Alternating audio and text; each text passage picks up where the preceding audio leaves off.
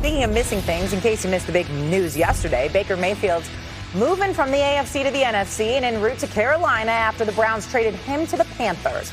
The former number 1 overall pick goes from an underachieving Browns team that finished third in their division to a Panther squad that was bit a little bit by the injury bug and finished last in their division. So can he help a Carolina team that will have to face Tom Brady twice this season? Well, Mayfield has come into a Panthers offense that was among the worst in the NFL last season. They ranked in the bottom 4 in points per game and total QBR, and they were dead last in total QBR overall. Former Giants head coach Ben McAdoo will take over as offensive coordinator for Matt Rule's team this upcoming season. And so if Baker beats out Sam Darnold as the starter, he'll have to return to his 2020 version. That's according to our own Dan Orlowski, of course. So let's put together a winning recipe for the one and only Baker that we talk about on this show here.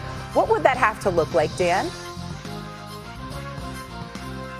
It'll start with his arm. You know, this is an offense that's got some receiving talent on the outside that can create some big plays with their speed. And you've mentioned Ben McAdoo and that commitment to running the football. Well, Baker's big arm is going to create some chunk plays for this offense. The ability to say, all right, here comes some run game, here comes some run game, and then we're going to not only just try to get some completions, but some chunks to really to push the ball downfield and utilize our commitment to stopping the run. I think the second thing is tied to that is when Ben McAdoo comes and said, we want to run football. We drafted Ike Ekwonu at left tackle and Austin Corbett at right guard we bring over in free agency.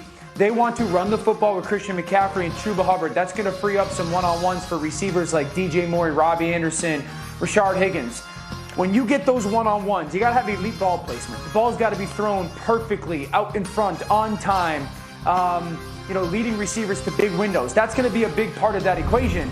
And then the last thing is, tied to that is that play-action pass. In 2020, when Baker had his best season, it was in Cleveland, that commitment to running the football and utilizing the play action. Baker's had a ton of success doing that.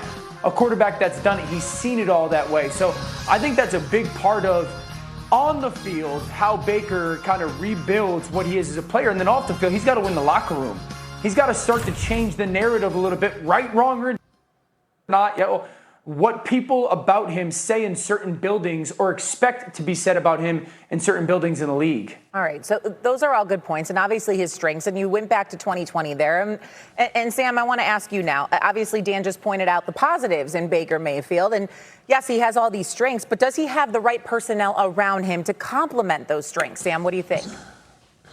The answer is it doesn't matter. He has to make it work. That's just the fact of the matter, right? So Christian McCaffrey in 2017 and 2019, 5,400 yards from scrimmage. That led the NFL. 39 touchdowns in that 3-year span. So he's averaging almost 2,000 yards and 13 touchdowns. So that's enough. DJ Moore, the last 3 years, over 1,000 yards receiving. That's enough. Robbie Anderson, an ascending receiver. That's enough. And oh, by the way, you have a defense that was second, even with how bad the offense was. You have a defense that was second in yards allowed.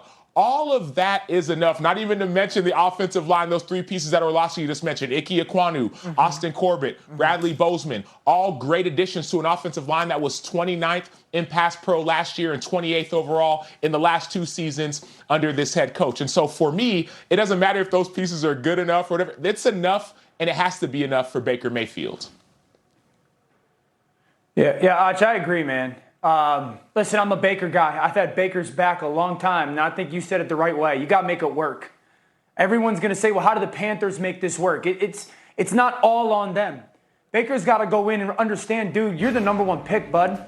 And this is going to be your 4th coach in 5 years. Hugh Jackson wasn't good enough, whether you agree with it or not. Then Freddie Kitchens, I agree with that, wasn't good enough. And then they bring in Kevin Stefanski. Now it doesn't work. Now you're going to another team and another coach staff. And I love Baker. Dude, you got to make it work. I'm not pretending that the Carolina Panthers skill group is like the St. Louis Rams with Kurt Warner, but this is a good enough group. There's a reason why that this team last year with 6 weeks left in the season went and got Cam Newton and gave him a bunch of money, because they truly believe that with good quarterback play, they're a playoff team. I truly believe with good quarterback play, they're a playoff team. And if this offensive line takes a step forward and McCaffrey's healthy and that defense stays with J.C. Horn coming back as a top 10, 12 unit, if Baker Mayfield can't play good enough football and lead this team to at least playing meaningful games in December with the playoffs on the line, then we're not talking about is he a quarterback or starting quarterback in the league anymore. We're talking about how did this happen? But if he's able to do that and play the way that I've seen him play, the way that I believe he'll play, because here's the reality. If he plays good this season and takes this team into meaningful games and into the playoffs, in 2 of the last 3 years, in his last 2 seasons when he's healthy, he's gone to the playoffs. Good football. And then people are going, whoa, whoa, whoa, whoa, whoa. Maybe Cleveland had it wrong about Baker Mayfield, and maybe it wasn't just Baker. But, dude, you got to make it work. You got to figure out a way that if and when you get on the field, you step on and you play a high level of football consistently. Whatever this team needs at that spot, you got to get it done because the roster is there. I don't think this roster is nearly as bad as people make it out to be. Good quarterback play, it's a playoff team. Yeah. And obviously a healthy Christian McCaffrey. I'm with that, Dan. And I would even go ahead, Sam.